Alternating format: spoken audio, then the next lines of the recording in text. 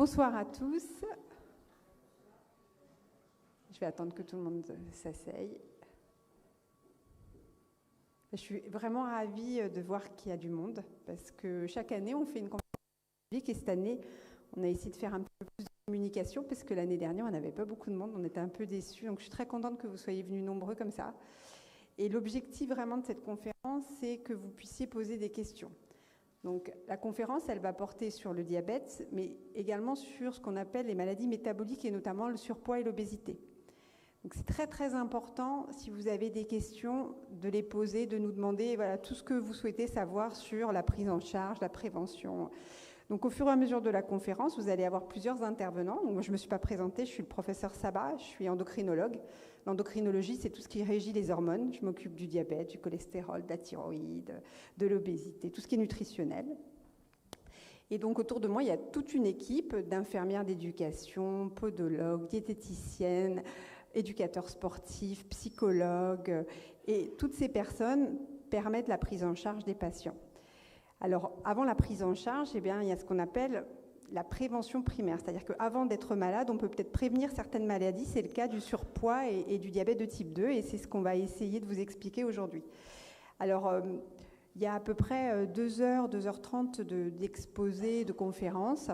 On essaiera de finir à l'heure, donc on s'est fixé 20h. Mais évidemment, si on n'a pas pu répondre à plein de questions, et j'espère que ce sera le cas, après, on reste, nous, disponibles si vous avez des interrogations, des choses particulières à nous demander. Et bien, à ce moment-là, passez dans le service et on répondra à vos questions. Vous avez également sur Internet 2 sites. Un qui s'appelle Diabète Guyane Obésité, c'est l'association de soignants qui permet chaque année de faire ce congrès. Et puis, il y a la filière qu'on appelle DIAM, Diabète, Amazonie et Métabolisme, qui est une filière de soignants, une filière coordonnée ville-hôpital, où vous avez également pas mal d'informations. Donc sur ces sites-là, vous pouvez aussi nous contacter directement et puis vous avez de multiples infos sur les pathologies métaboliques.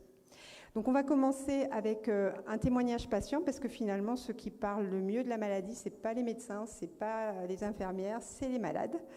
Et puis ensuite, on enchaînera avec les intervenants. On fera d'abord tout ce qui est obésité, surpoids. On vous parlera de la filière qu'on est en train de mettre en place sur notre territoire.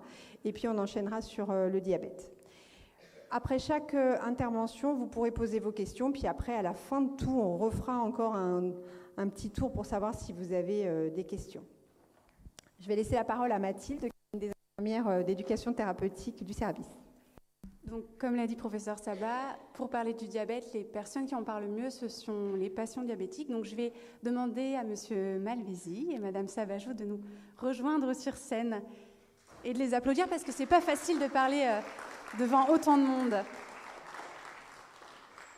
Alors du coup, monsieur Malvisi, bonjour. Donc est-ce que vous pouvez un peu nous dire votre parcours, comment le diabète s'est déclaré et puis ce que vous avez mis en place, ce qui vous a été proposé. OK ? Bonsoir tout le monde. Me concernant, donc moi c'est survenu après un gros coup de fatigue. J'ai consulté mon médecin traitant qui m'a fait passer des analyses complètes et elle ne savait pas ce que j'avais. J'avais les symptômes du Covid, les symptômes de la dengue, les symptômes du palu, mais j'étais négatif à tous les tests.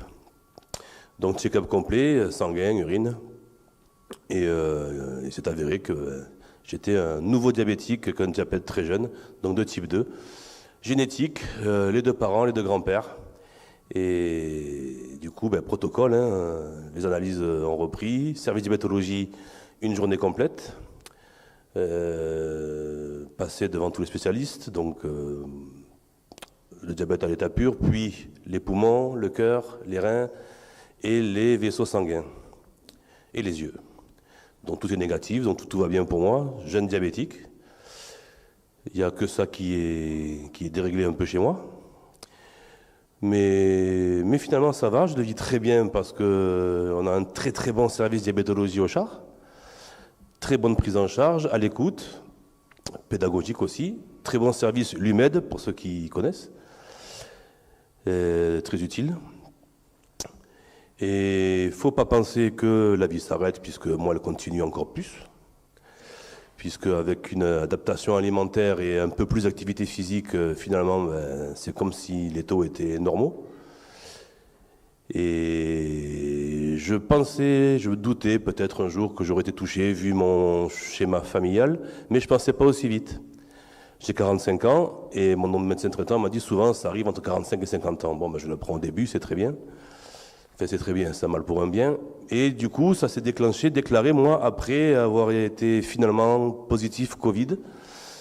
Et mon médecin m'a dit que je ne savais pas le nombre de patients dont le Covid a déclaré un diabète. Donc on apprend beaucoup de choses aussi. Donc faites-vous dépister si vous avez le moindre doute. Enfin dépister, allez consulter. Et ensuite, le professeur Sabat s'occupera du reste avec son super service de diabétologie au Char. Voilà.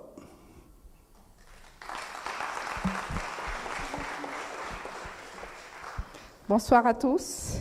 Donc, je suis Madame Sabajo, Frédéric, j'ai 42 ans.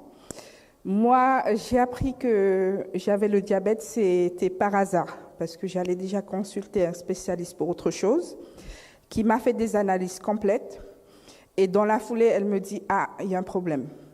Il faut aller voir votre médecin traitant » qui m'a renvoyé vers le service diabétologie, endocrinologie.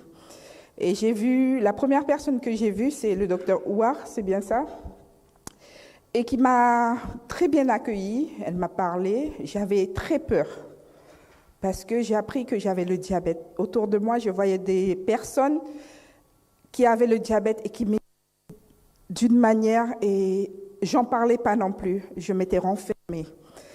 Mais j'ai été reçue par le docteur Ouar qui a beaucoup parlé avec moi et qui m'a parlé de l'UMED. Et dans la foulée, c'était fin mai que j'ai appris que j'avais le diabète et qui m'a directement parlé de l'UMED. Et dans la foulée, début juillet, j'ai été contactée par la coordinatrice de l'UMED, Madame Moreau, qui m'a placé des rendez-vous. Elle m'a dit, vous allez voir un coach sportif, diététicien, psychologue, infirmière. J'ai dit d'accord.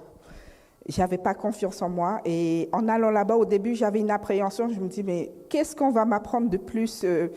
J'ai le diabète, donc c'est comme ça. Mais avec le temps, c'est des personnes qui m'ont donné confiance. L'infirmière m'a parlé de cette maladie que je ne connaissais pas et qu'on peut maîtriser en la connaissant. Avec le diététicien, M. Ledoux, qui m'a expliqué également avec la nutrition, cette maladie peut être stabilisée. Avec le coach sportif, Madame Prisca Legendry, et j'aimais pas le sport. Aujourd'hui, je suis la première à aller faire du sport. Et l'infirmière également m'a mis en confiance, Madame Moreau. C'est des personnes où je m'attendais pas. Je pensais que j'allais prendre que des médicaments pour que ce diabète-là puisse être stable. Et j'ai été diagnostiquée avec une hémoglobine glyquée à 13.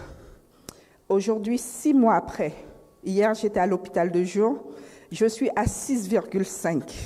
Et je remercie vraiment ces personnes-là qui m'ont soutenue, qui m'accompagnent toujours, parce qu'aujourd'hui, on peut être stabilisé avec un diabète, mais il faut comprendre qu'il faut avoir un suivi.